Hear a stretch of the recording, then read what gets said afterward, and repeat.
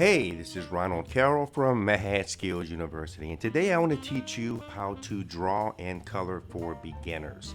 I took art from 4 different colleges, and I was a psych did as much as I could, but the light was right on me. And number 3, the camera angle. It didn't work above my head going straight down because my tripod was too short.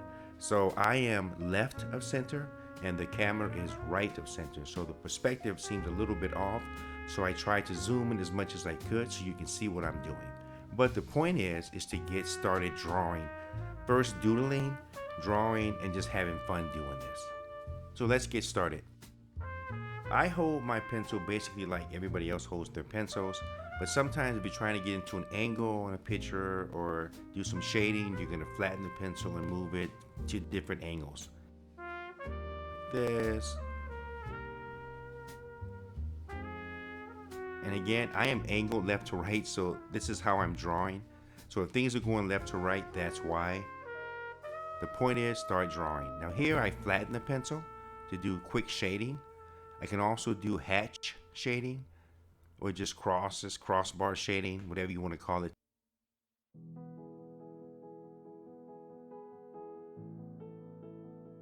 Just play with these techniques, and you can also use your wrist.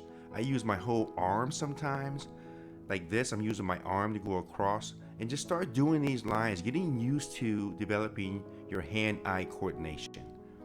And again, you're gonna flip your hand, wrist, you're gonna use different techniques. Now, shapes. And this here is a shape in itself. But there are 5 shapes that we can start working with, and we can actually create objects or things or whatever we want from basic shapes. So we have a cube, and then we're gonna have, to me, is, I don't know, a vertical rectangle, but other people call it a cylinder. We have to make it into that, and I'll show you that in a minute. We have a rectangle, we have a pyramid or a cone, and the cube is also called a square. Then we have circles. This isn't perfect, and you're gonna find that some people can say, I can never do a perfect circle, but they're great artists, and vice versa. I cannot do a perfect circle. So that's why I sketch. So there's straight line drawing, there's sketching. These are our 5 different objects we can start creating things with. So play with those, draw them over and over and over again. Let's do a mouse. And we'll do more caricature, cartoon stuff right here, but this is how we start. Even if I do a real drawing, I still start from some kind of sketch like this, a basic outline, and then I build details. And in art, you're building something. That's what you're doing in art. You're slowly building details. So let's do a rectangle here.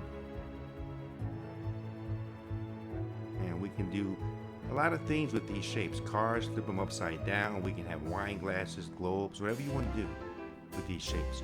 Now, the common pencil that people use is a 2B. And I told you about pencils earlier. This is a 4B. A 9B will be one of your darkest and your softest and most smudging pencils or blending pencils, whereas a 9H will be your lightest and your hardest pencil. Again, like architecture, fine lines, eyebrows, things like that. And I'll show you that a little bit as well. Let's make a cylinder out of this. All I do is round this off. And again, I know everything's going left to right here because I'm leaning in trying to draw this. I can make this a coffee mug, anything I want. This is a really simple way to learn how to draw. And this can be the start of a snowman or the body of the mouse. But we're gonna make this a globe.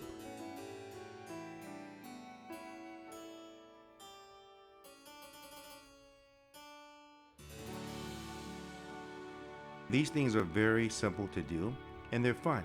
As you're watching TV, you can doodle. Just make a cone here. This can also be a slice of pizza. I mean, just so many things you can do with this, but then you build on the detail. And sometimes you'll see like funny cartoon characters and they'll start like this. But ironically, I can start a real detailed portrait like this as well. I know it seems funny, but you really can. And if I flip that pyramid upside down, I can make a wine glass. And again, these isn't perfect, but I'm just trying to show you how you can start just playing around with shapes and create real objects. And I said, create caricatures of your things around your house. Draw things around your house. Let's go ahead and create a car here. We start with a basic rectangle, then we have circles or spheres, and we build the car out. And if I were doing a car, I would start it like this. And then I would detail that car, and I can make it as detailed as I want. If I want to do a house, basic cube or a square, cylinder or upside down rectangle for the door, windows, and here's a flattened pyramid for the roof.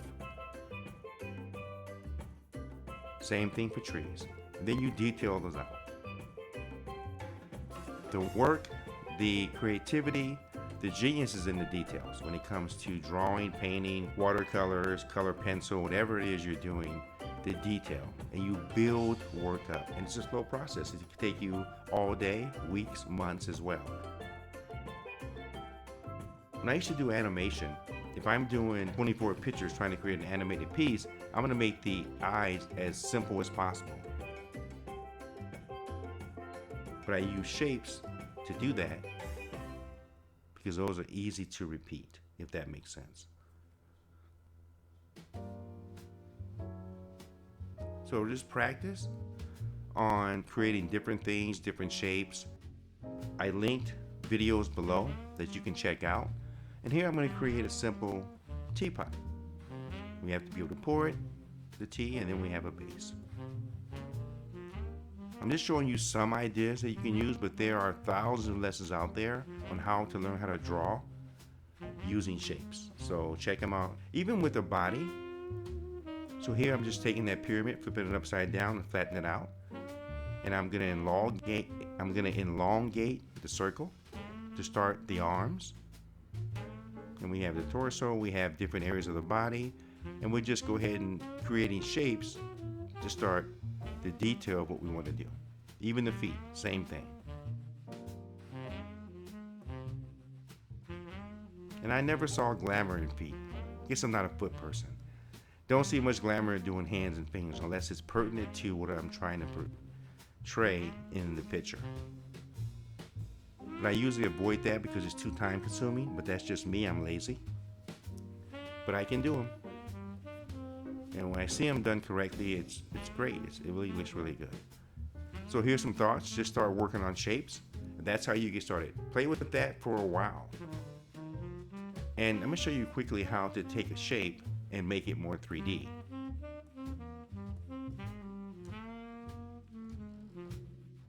And this is where we start our introduction to shading and making things look more 3D, 2D, more realistic.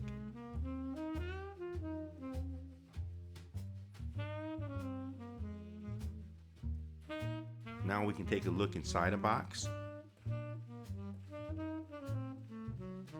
Keep in mind, this isn't perfect. I haven't drawn in a long time.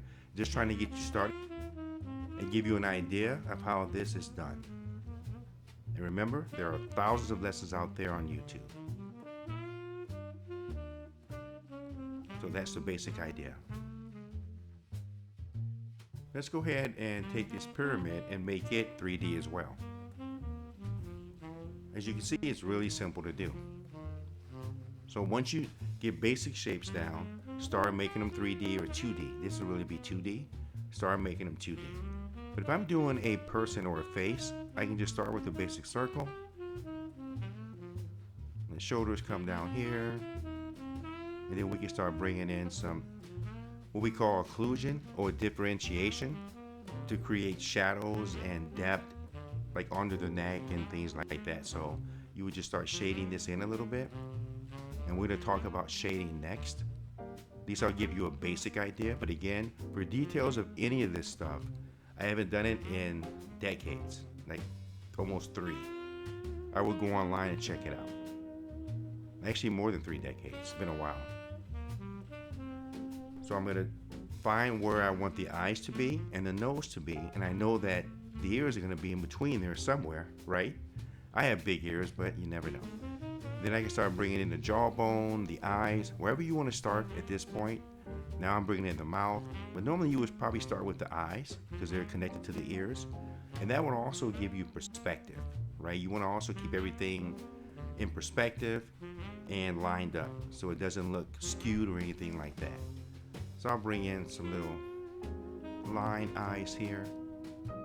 And no eyes, no two thumbs, nothing, no two ears are alike, even on your body.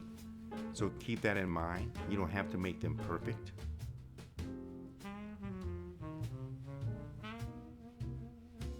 And now we just do little quick sketches here to create the eyelashes. In the right picture, I use more detail and more smudging. Left picture, to create the kid's hair, I use dotting and tight circle technique. Now, what we can also do to create that hand-eye coordination is to just go to the newspaper and start just outlining anything you see, cars, people, and that will start to give you that muscle memory or memory muscle and that hand-eye coordination. I'm going to do a left-handed here. It's going to be difficult, but so you can see what I'm doing. So I'm outlining the picture here and the guy trying to stop the goal. I don't think he did. And then same thing here. Just get your mind and your hand used to working together. That's all we're doing here. Notice I'm taking lines straight up, straight down. And I'm doing this left-handed, which is really difficult. It's annoying, but that's what you're gonna feel sometimes, trying to get this. So now let's talk about shadows and lighting and things like that. I'm no expert in any of this stuff, but I'm gonna give you a basic idea of how that works. And a lot of my pictures, I just ignore it, because when you're an artist, you can do what you want to do. But it's good to know what you should do versus what you shouldn't do.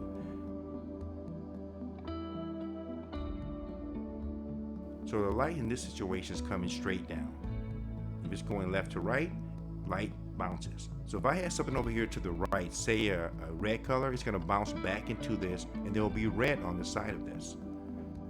So that's that center point. And they call it the terminator right here in the middle. And this will be, of course, my shadow area, right where I shade. Light comes down, and that's going to be the main light area, and that's going to be white or the whitest. So if it came down and it hit the bottom here, it's going to bounce back up into the bottom of this ball, and there's going to be a blue tint. So if the light hits and it's blue or red, it's going to bounce back up and go back into the ball, either blue or red. So when you see portraits and there's red and different colors at the side of people's faces, that's why. That's a real artist who knows about lighting. At the very bottom, we're going to get a little darker and then go up to lighter as we go up in the middle. There are going to be halftones above that terminator line. We'll make this darker here. And it's going to indicate that 2D, kind of 3D image if we were to detail this. But I'm just doing this quickly because I just want to show you how this works. There are extensive lessons out there on shading, so check those out as you get better. But right now, we just want to get you started.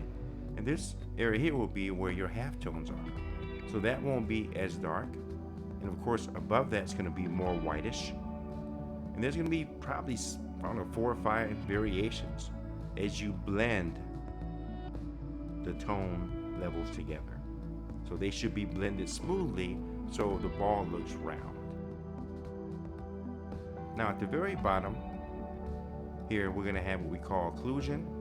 That's just a brief name for it. Darkest area. Below that is going to be your drop shadows. And to differentiate the two, you always have it darker here. And this is what I mean when I talked about smudging and using a stump. And this stump will allow you to smudge it. I've seen people use toilet paper to do this. But the smudge will give you that more smooth, realistic. And I'm doing this really quickly, so we're not trying to get perfect here. I just want to get you started and having fun with this. I'm trying to find the easiest way to do it so you don't start thinking too much and get all bogged down in it. Just do it, just have fun. Like I said, grab a glass of wine, grab a beer, whatever. Just have fun. If you have a highlight there might be just little white spots or little highlights all around. You want to include those, but you don't really have to if you're a beginner. Shadow area, and there you go. Drop shadow. And that light's gonna bounce, but I wouldn't worry about that if you're a beginner. Don't worry about bouncing light right now. So this is pretty much how you work with shadows.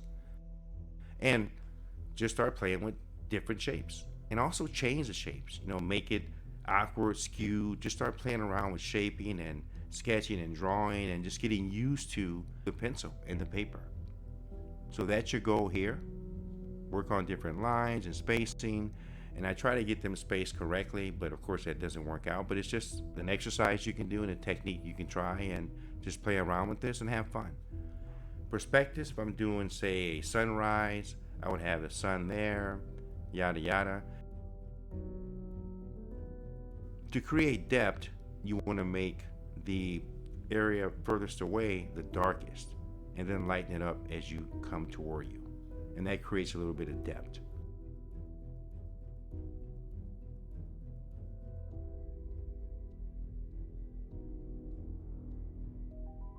So if I were doing a street really quick, I would just start with the, say, building right in front of me, and then create this depth line going back. Kind of like this. And it's just a sketch, not nothing serious, but something like this. So there's your depth. Now I made that really tight and narrow street, but I think you get the point.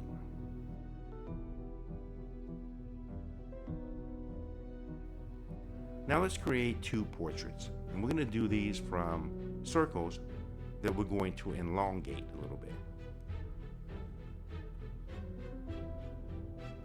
And I want you to see the process here of exactly what I'm doing. And I sped this up just a little bit, but I think you got it. So I'm going to make the person on the right a male and the person on the left a female. Again, they're not going to be perfect. We're not trying to do that. We're just trying to show you how easy this really is to do. Just start drawing people. So we got a female and a male. First, I'm going to find out where their eyes are and their nose. And that's simple. I can also go straight down from top to bottom to find the center of their face. And the ears, as we know, are between the eyes and the nose, somewhere.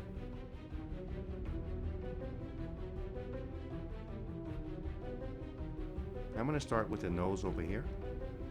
Let's create some nostrils. Give me a second, you'll see it. And then the bridge is usually a shaded, raised. It's not a hard line, the bridge of the nose.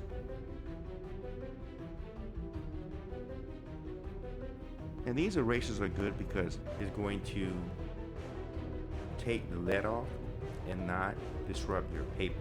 So that's important. A number 2 pencil eraser will pretty much take your paper. It will just eat into your paper. Let's go back to the nose. I want to straighten that up a little bit. Now lean over to the far right. I can see how tilted my pictures are, so I can make corrections. I'm going to try to remember to do that. So bring some eyes in here. As you can see, I'm a sketcher. And I can bring in my hard lines later. Like that. And normally, depending on what I'm trying to do, I can change pencils and bring in a pencil that's darker or harder if I need to. And there's normally like 2 lines here under the eye, but I'm not going to get into details. But there are videos out there that will show you how to create the perfect eyes. Nose, ears, mouth, you name it. So check them out. And the better you get, it's going to make sense. Now it's not. Because now we're just trying to get started, just having fun. The neck will come down about right there. And the dark line indicates that I have to have shadows under that line. Because as you know, there's going to be a shadow on your neck area.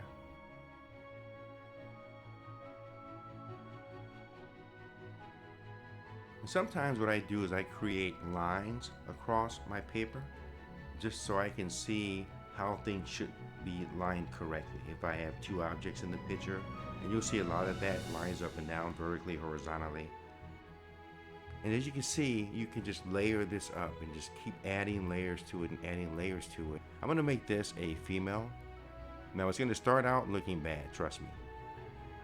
But there's certain things that you can do, like bring in the cheekbones, bring in eyelashes to make a picture look more feminine. So I'll do that toward the end a little bit, let you know.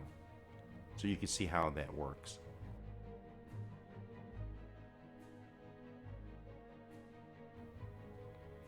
Now one thing I would do is bring the nose in more, make it smaller, a little bit narrower. And once you start bringing in color to the lips, it will look more like she has lipstick on. We can bring in eyelashes and also soften up her eyes. As you can see now, she's starting to look more like a Barbara. And I'm not gonna make this perfect, not worried about that, but I think you get the point.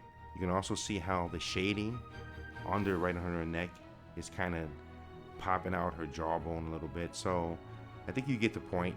There are YouTube videos out there on faces, eyes, noses, the whole 9 yards, fingers, toes. So you want to check some of those out.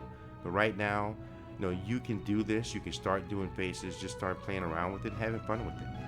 So I'm looking at this ruler. Normally I'll have a T-square here, but I'm squaring up the edge of this to the drawing pad, and that's actually straight, but it looks like everything is going left to right or low to high.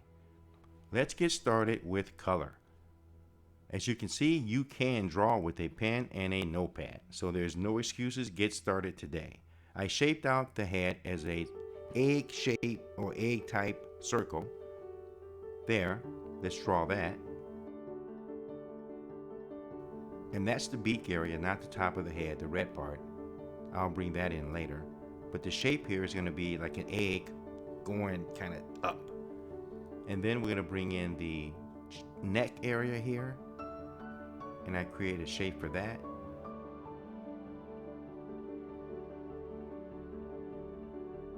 Then we can bring in each wing here. Left one and the right one.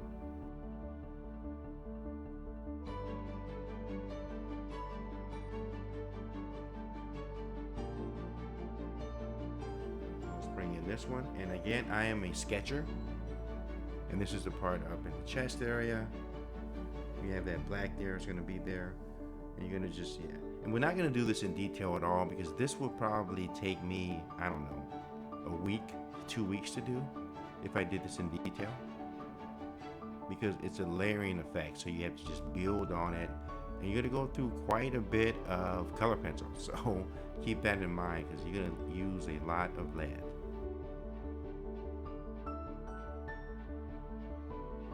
And just keep slowly adding. And because we're using color here, we're going to erase this to make it as transparent as possible. Now let's bring in the top of the bird's head. As you can see, that's going to be the red part above the white beak and the white eye area. And we have the beak there, so we can just slowly start just bringing in the black part.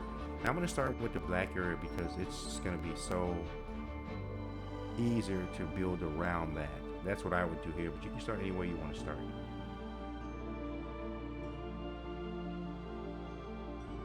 Just build this up slowly. Figure out, okay, the eyes are about right there. And again, I'm not being perfect here at all. That's not my goal. But now, as you can see, we have the basic layout of it. And I used that black glove before because with that black glove on, you can't smudge your lead. And I want to show you what happens when you don't have that. You can smudge the lead. You have to erase it all out here. Okay, now as you can see, I erased everything out a little bit. The reason why is that now we're going to bring in color. And I didn't do this perfectly at all because I would do this a little bit more. I would erase more because I barely want to see the lines so that my color lines stand out.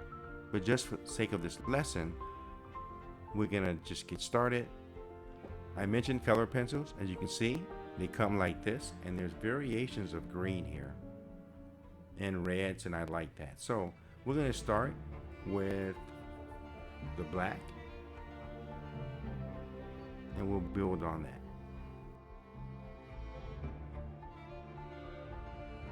And again, this is a process. This will take a while, and you want to make sure your blacks are really black, and and it's going to make your picture pop out and be more vibrant. And you're going to keep adding layers and layers to this. But this is the fun part. Draw away.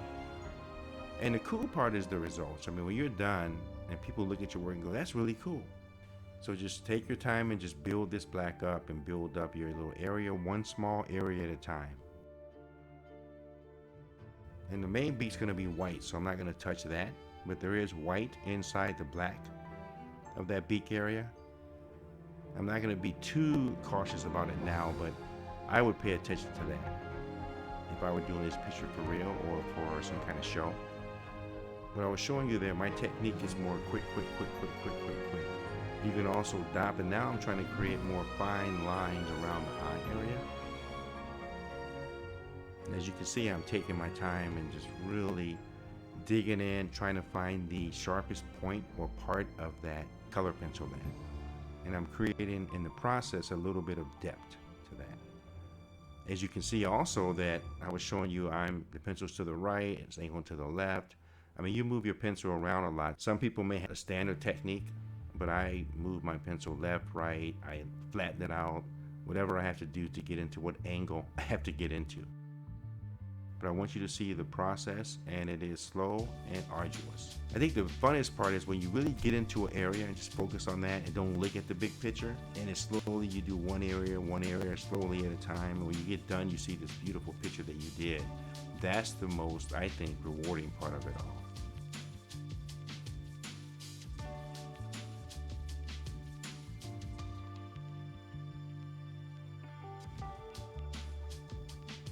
To speed this up as well, I'm going to flatten out the pencil so I can cover more area.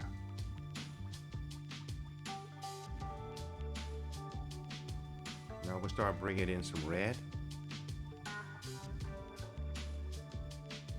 And pictures like this don't really start popping out until you get all your black filled in, all your red filled in, and then start creating, differentiating dark and light areas to make things more 2D. And then you start having background contrast to it. But again, it takes time. And if you're trying to relax and chill out, then this is a thing you can do, because you know at the end it's going to look good. So now I bring in some yellow just to give myself a sense of color in this picture. And we talked about different shades of yellow, different shades of green, different shades of blue, because you have to have those variations and the darkness and the light to create the depth and the realism. More red up here. We're not going to do this anywhere near detail because it would just take way too long, and there are plenty of videos out there on this in different mediums: watercolor, color pencil, pressing and then releasing. But this is just to show you the process.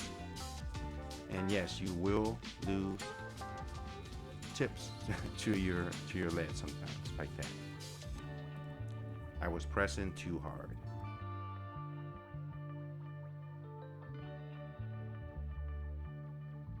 One thing else I want you to note, that you can't erase color pencil that easily with this. So try not to make mistakes. It's just not gonna happen. Nope. Search around for erasers for color pencils. This, for example, took me almost a month to do. And you can see the detail in there in different lights and darks. The owls also took me about 2.5, maybe 3 weeks to do those. But you can see the details. So we're talking, just say 2 months for those pictures right there. But I didn't work on them every single day too. If you worked on them every single day, I think, and you got really good, you can probably do the same pictures in maybe a day, 2 or 3 days, if you worked on them, just diligently. I don't know, but it took me a long time, so I'm not great at this stuff. It's just fun to do. And I will bring in more detail there. And again, we're not going to do all of this, but you get the point. And you just have to slowly just take your time and fill all this red in and go over it over and over. Then you start bringing in layers of colors and bringing in blending techniques. But you want to just take your time with this stuff and just have fun with it. You can't be in a rush when you do art, otherwise it's not relaxing at all. It's going to frustrate you.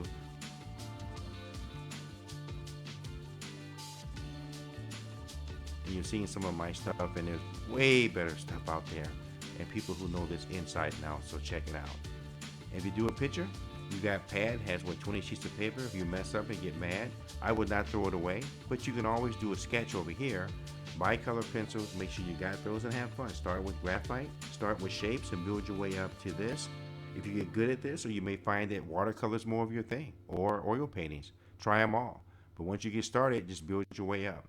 All right? And if you don't like what you did, oh well, you can just ball it up and throw it away.